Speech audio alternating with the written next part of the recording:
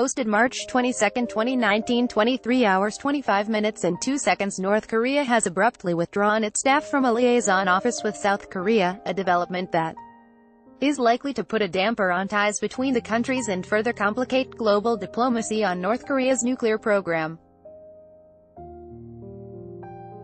Key points.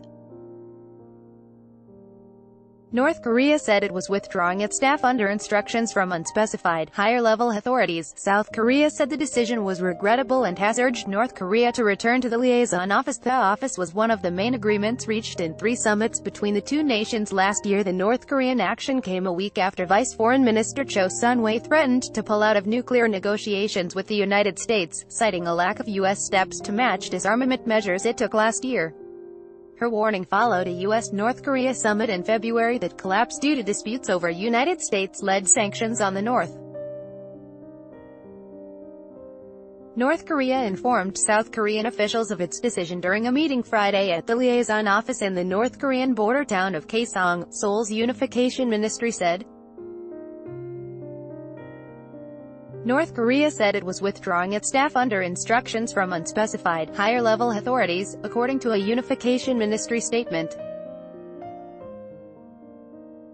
It did not say whether the withdrawal would be temporary or permanent.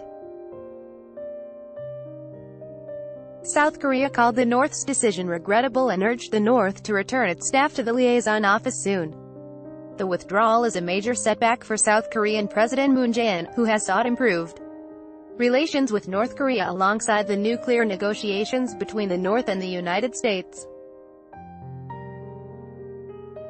President Moon's office said Presidential National Security Advisor Chung Yu-yang convened an emergency meeting of the National Security Council to discuss the North Korean withdrawal.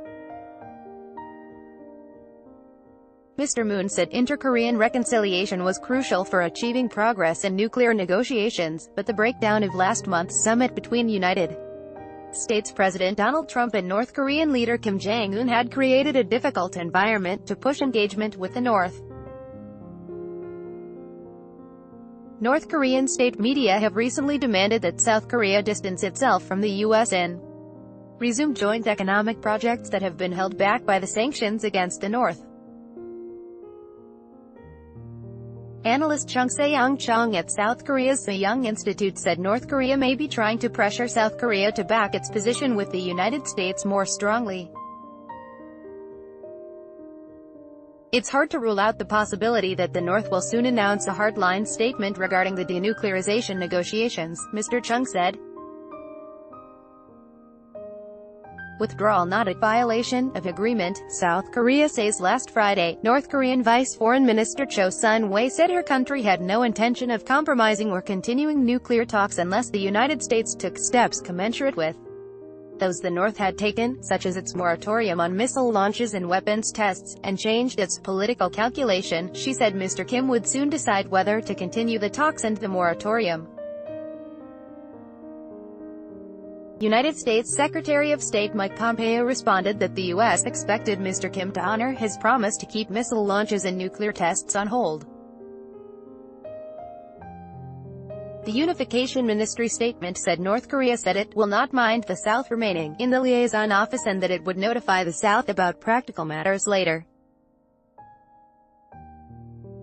South Korean Vice Unification Minister Chun Hae-sung told reporters that the South plans to continue to staff the liaison office normally and expects the North will continue to allow the South Koreans to commute to the office. The office opened last September as part of a flurry of reconciliation steps that also included North Korea's participation in last year's South Korean Winter Olympics, the mutual dismantling of frontline guard posts and the halting of military exercises along their border. The liaison office is the first since the peninsula was split into a U.S.-backed capitalistic South and a Soviet-supported socialist North in 1945. The Koreas previously used telephone and fax-like communication channels that were often shut down in times of high tension. Kaesong is also the location of a now-shuttered factory complex that was jointly run by the two Koreas.